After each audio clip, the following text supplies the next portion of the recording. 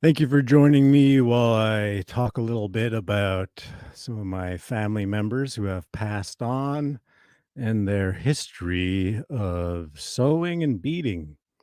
This is my Auntie Ethel, who did a lot of amazing beadwork and sewing, making slippers and scissor cases and everything. And I remember she was getting into Facebook when she got internet, and she wanted to sell her beadwork on Facebook, and never really took off too much. I don't think Athabascan Showcase was around at that time, but always doing good, just the bests of beadwork. You can't see any string, and used to go and drop stuff off at bingo. So the only time I ever been really in bingo was because I went in there to either see my Auntie Ethel or my Grandma Mary in there too. I guess I've dropped them off there a few times too and checked it out inside. I don't think I ever bought food or anything, and but they talked about the food and hanging out with their friends and probably just laughing away, got their own table. She also did helped translate the I don't know which book of the Bible, or maybe the whole New Testament. Complete the translation of the New Testament right here. And there's the other people that were helping to do it too, working with the Demers, and looks like maybe Richard Mueller. And then we go over to Grandma Mary, who just got this. Looks like, what is this? A baby strap?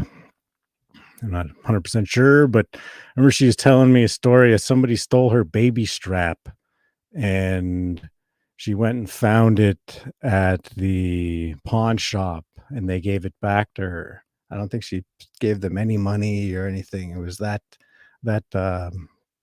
cool that they would just give it back to her. And they even used one of her designs on the sidewalk outside of the Morris Thompson Center.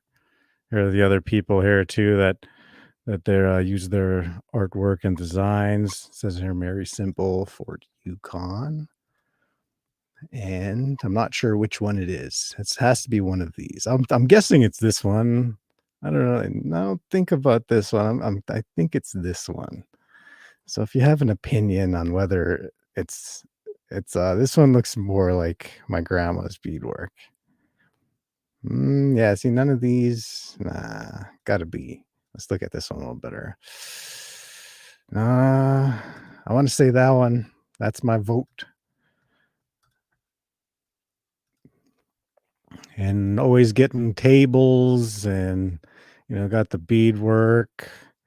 Auntie too. I remember when the FNA with my Auntie Ethel, and we got a table because I think I was making snowshoes. When I was kicking back on her couch, I looked up, and that's where I first seen one of, I think it was like Simon Francis's mini snowshoes, and replicated that, followed the string to learn the pattern.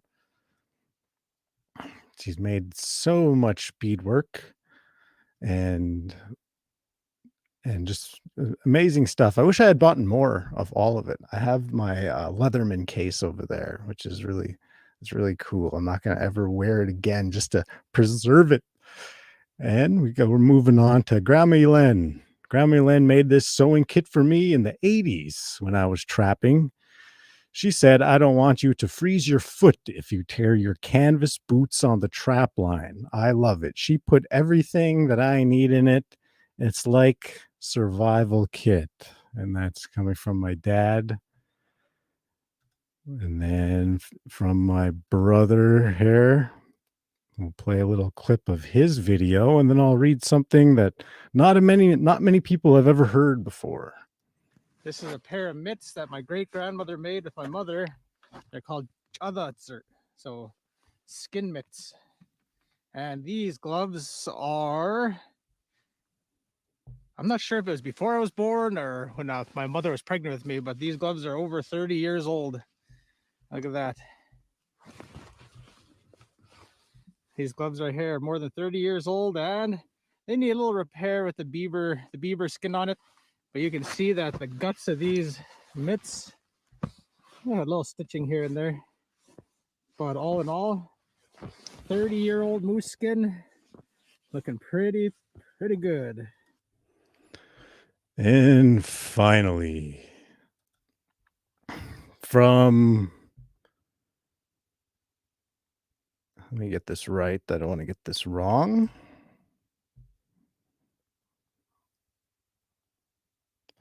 I am going to share a little story about Grandma Len, a little bit of it, by Mildred Burchell.